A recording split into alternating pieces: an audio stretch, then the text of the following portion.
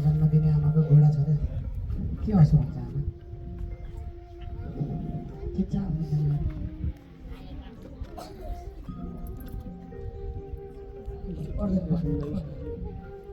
आफ्नो जन्म राम्रो समय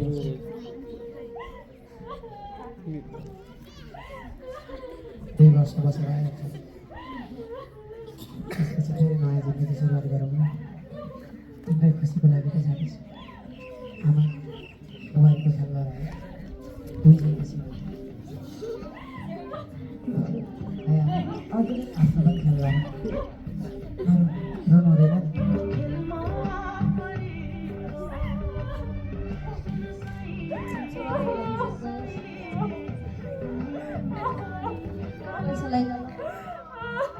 यति पैसा थियो बाटोमा केही चाहियो भने केही गरेँ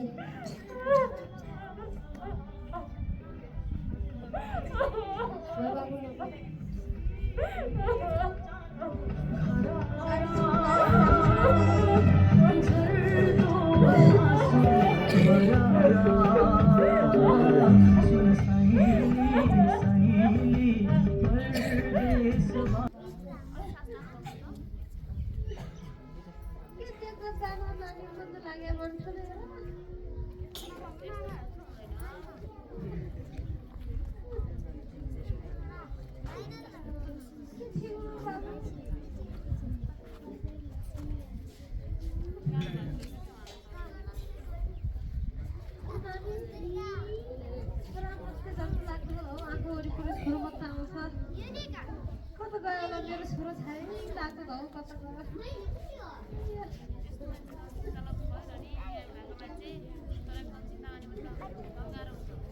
कति बेला छोरीबाट छोरो खेल्दा हो त्यही छोरो पनि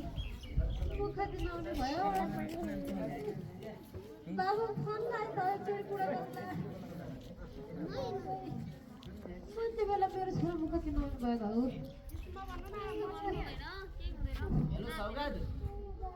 हेलो के छ ठीक छ मेरो के छ कहाँ छौ तिमी मेरो पनि ठिकै छ म त ड्युटीमा छु यार यता सुन अलिकति पेट दुखाएर भयो अहिले हस्पिटल गएको हो अनि डाक्टरले के भने आमा के बताएको डाक्टर नानी जग्गा त लाग्यो कि त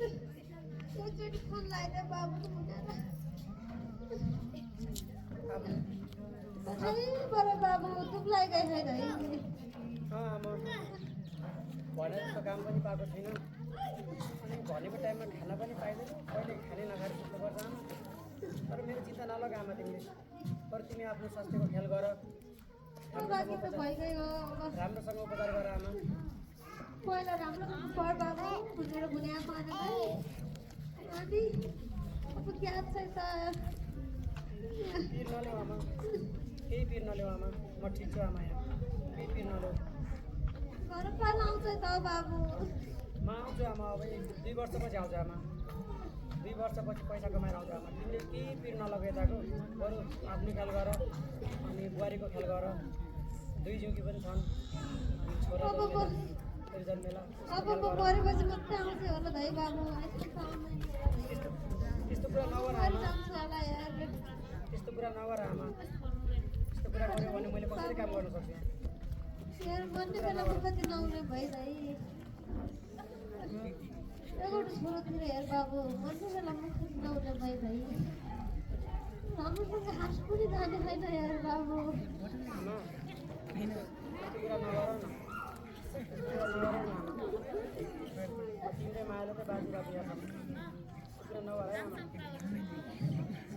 हेर्ने बुहारीको हालत त्यही त हो हेर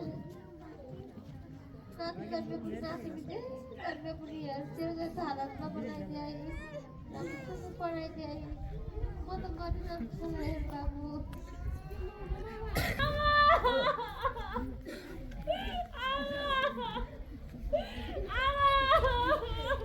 छोराले यस्तो बिगार दिएको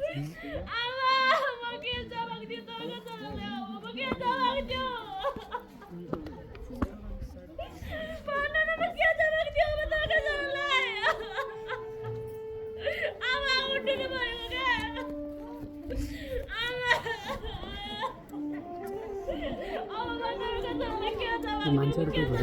परेछ नि तिनीहरू गाई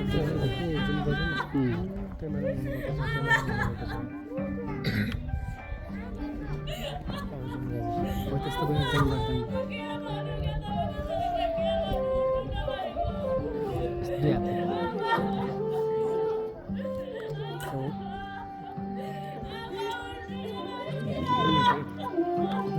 यो त घुमाएर कि यो त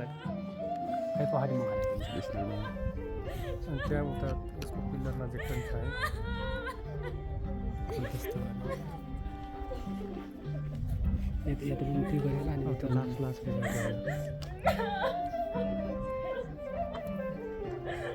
त्यो उता त्यहाँ